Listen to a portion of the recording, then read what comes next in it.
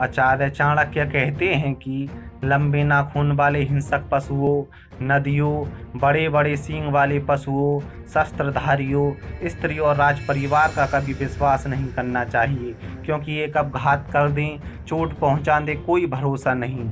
जैसे लंबे नाखून वाले सिंह, भालू अथवा बाघ आदि पर भी भरोसा नहीं किया जा सकता, क्योंकि उनके संबंध में आप इस बात के लिए आसक्त नहीं हो सकते हैं, इसलिए उन पर विश्वास करने वाला व्यक्ति सदा धोखा खाता है। ऐसे ही यदि आप कोई नदी पार करना चाहते हैं तो आपको किसी व्यक्ति के यह कहने पर भरोसा नहीं करना चाहिए कि नदी का प्रवाह अथवा गहराई कितनी है, क्योंकि नदी के प्रवाह और उसकी गहराई के संबंध में कोई निश्चित धारणा कभी नहीं बताई जा सकती। इसलिए आप यदि नदी में उतरते हैं तो आपका सावधान रहना आवश्यक है और स्वयं के विवेक का प्रयोग करना चाहिए।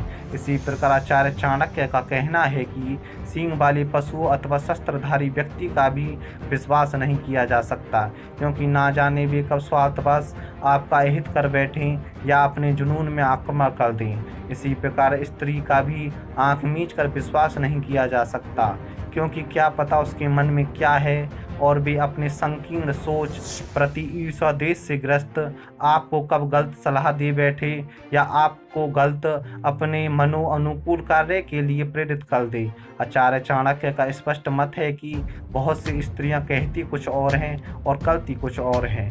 वे प्रेम किसी अन्य से करती हैं तथा प्रेम का प्रदर्शन किसी अन्य से करती हैं, इसलिए उसकी स्वाभाविक बेपतिव्रता होने पर विश्वास नहीं करना चाहिए, इसमें सावधानी बरतनी चाहिए। इसी प्रकार आचार्य चाणक्य राजकुल की भी चर्चा करते हैं। उनके विचार से राजनीति सदा ही परिवर्तनशील होती है। राज परिवार के लोग सत्ता पक्ष से जुड़े होने के कारण या सत्ता में आने के लोभ में कूट चालों से ग्रस्त रहते हैं, उसी के शिकार भी होते हैं।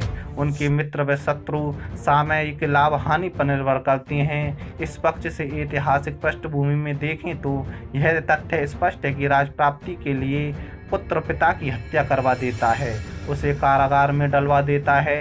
कंस ने लोभ में तो पिता उग्रसेन को कारागार में डाल दिया था और अपने प्राणों को सुरक्षित रखने के भाव से बहन देवकी को पति वासुदेव सहित जेल में डाल दिया था। कृष्ण का जन्म कंस की कारावास में ही हुआ था। अतः चाणक्य के अनुसार इन 6 संबंधी शक्तियों पर अंधविश्वास नहीं करना चाहिए, क्योंकि इनकी चित्त वृत्तियां क्षण प्रति क्षण बदलती रहती हैं, यह नीति कहती है।